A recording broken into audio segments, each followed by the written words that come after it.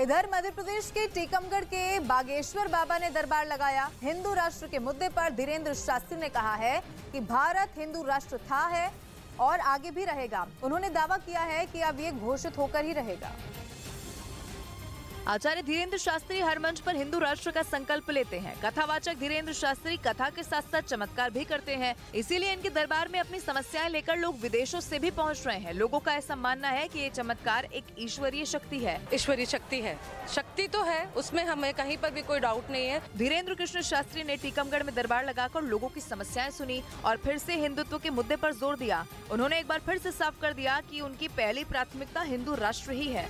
लेकिन बाबा ने अब तक ये नहीं बताया कि भारत को हिंदू राष्ट्र बनाने का उनका प्लान क्या है। लेकिन जिस तरह से आचार्य धीरेन्द्र शास्त्री ने हिंदुत्व को नई धार दी है, उसके बाद से दिव्य दरबार से निकलकर बाबा की बातों पर पूरे देश में बहस छिड़ गई है। गंभीर आर्थिक संकट से घिरे श्रीलंका में फिर सरकार विरोधी प्रदर्शन भड़क उठे। इस बार राजधानी कोलंबो में निकाय चुनाव में देरी के खिलाफ विपक्ष के हजारों लोग इकट्ठा हो गए और श्रीलंका के राष्ट्रपति और वित्त मंत्री रनिल विक्रमसिंघे से चुनाव के लिए फंड देने की मांग की। विपक्ष का आरोप है कि रनिल विक्रमसिंघे चुनाव में हार के डर से फंड रिलीज नहीं कर रहे हैं और यही वजह रही कि हजारों की संख्या में विपक्ष के लोग कोलंबो की सड़कों पर उतर आए। लेकिन वहां की पुलिस ने प्रदर्शनकारियों को हटाने के लिए उन पर पानी की बौछार कर दी और आंसू गैस के गोले भी दागे। जब पुलिस ने सख्ती दिखाई तो सड़कों पर उतरे विपक्ष के हजारों लोग बंद पड़ी दुकानों के अंदर घुसने लगे।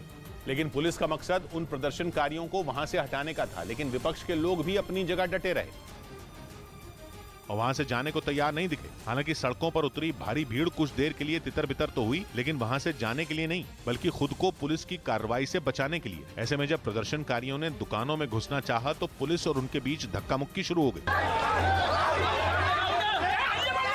यह हंगामा श्रीलंका के चुनाव आयोग के ऐलान के अगले दिन हुआ। वहां के चुनाव आयोग ने ऐलान किया कि निकाय चुनाव के लिए 9 मार्च को वोटिंग नहीं होगी, यानी चुनाव को टाल दिया गया। साथ ही ये जानकारी भी दी गई कि 3 मार्च को नई तारीख का ऐलान किया जाएगा।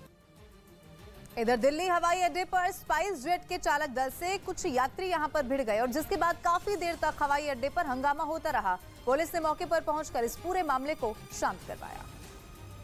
हवाई अड्डे पर उस वक्त हंगामा मच गया जब स्पाइस जेट के चालक दल के साथ किसी बात को लेकर कुछ पैसेंजर भिड़ गए। काउंटर पर काफी देर तक यात्री हंगामा करते रहे। 2 महिलाएं लगातार काउंटर पर खड़ी स्पाइस जेट की महिला कर्मी से भिड़ती हुई नजर आई।